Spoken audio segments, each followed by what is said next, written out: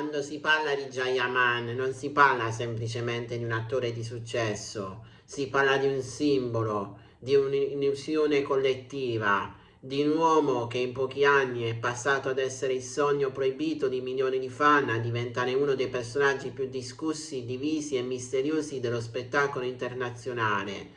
Ciao a tutti, io sono Newspage, il vostro reporter di fiducia, e oggi sono qui ritornato a parlare di Gianni Aman. Ma prima di tutto vi ricordo di iscrivervi al canale e di lasciare un bel like, per favore. E allora la domanda che molti si fanno, ma che pochi osano pronunciare ad alta voce, è una sola. Jayaman è arrivata al capolinea?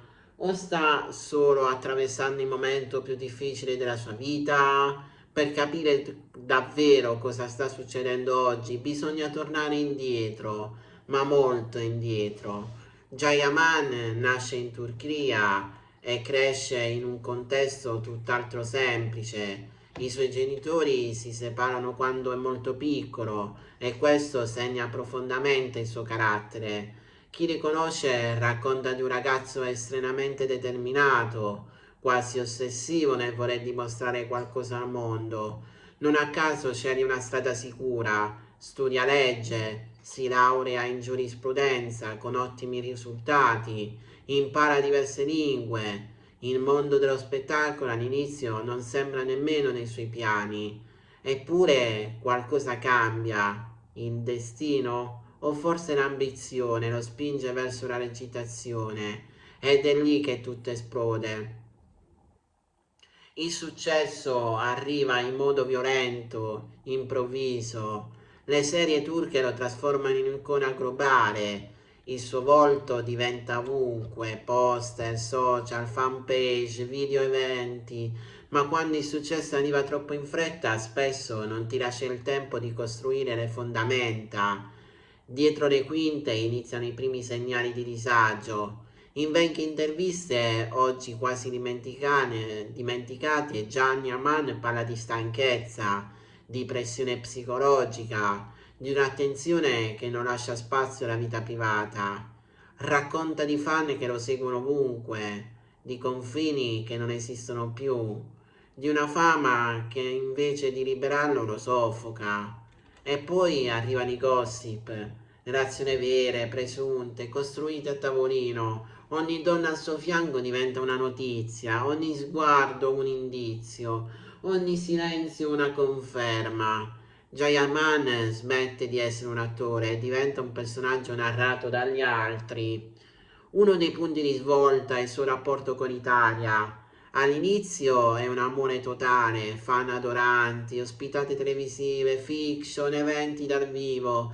Poi qualcosa cambia, dichiarazioni malinterpretate, frasi estrapolate dal contesto, polemiche sui social.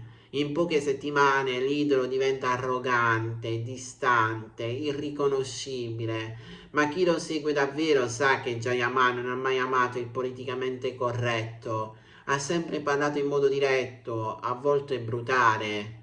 Un atteggiamento che funziona finché sei adorato, ma che se diventa pericoloso quando il vento cambia. Vecchi scandali tornano a galla, vecchie interviste vengono dirette con occhi diversi, frasi che prima sembravano carismatiche ora vengono percepite come presuntuose e nel frattempo lui si chiude sempre di più. Secondo alcune indiscrezioni mai confermate ufficialmente, Gian avrebbe vissuto momenti di forte solitudine, difficoltà nei rapporti professionali, tensione con alcune produzioni. C'è chi parla di contratti pesanti, chi di scelte sbagliate, chi di un personaggio che ha finito per mangiarsi l'uomo. In una dichiarazione passata, quasi inosservata, Jayaman disse: il successo ti dà tutto, ma ti toglie la cosa più importante, la libertà di sbagliare.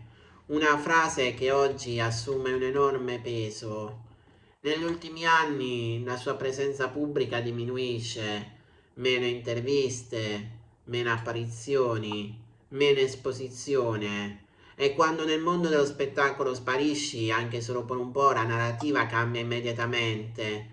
È finito? Non lo vogliono più? Ha rovinato tutto? Ma è davvero così? O forse Jayaman ha semplicemente scelto di sottrarsi a un sistema che lo stava distruggendo? C'è un aspetto di cui si parla pochissimo, la salute mentale. Essere idolatrati da milioni di persone non è naturale. Essere costantemente osservati, giudicati, analizzati nemmeno. E Jayaman da sempre ha mostrato una fragilità emotiva che il pubblico ha preferito ignorare. La verità è che Jayaman è diventato vittima della sua stessa immagine.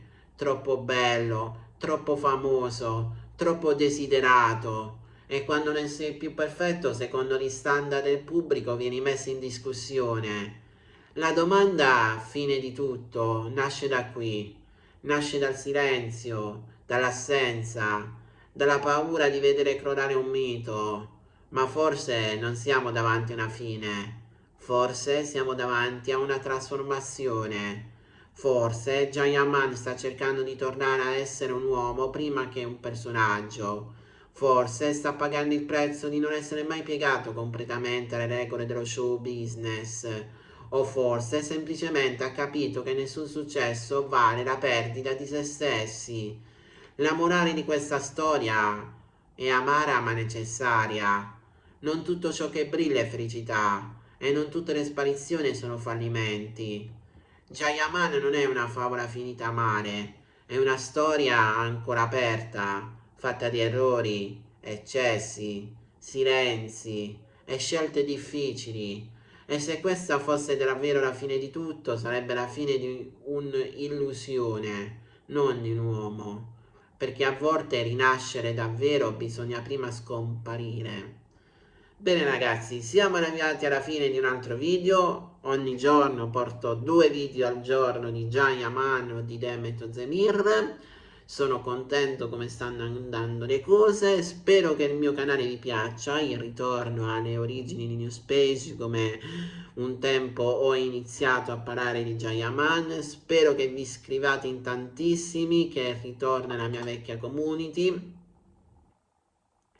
qui su questo nuovo canale che ho creato, perché ci sono stati problemi con il primo Newspace, ho dovuto spostarmi su questo qua. Bene, dal vostro report di fiducia è tutto. Vi ricordo un'altra volta di iscrivervi, di commentare, di condividere i video su tutte le pagine social e noi ci rivedremo in un prossimo incredibile video che non so quando lo farò, ma di sicuro ci sarà. Newspace vi augura di passare una buona giornata, a presto, qui sempre su Newspace.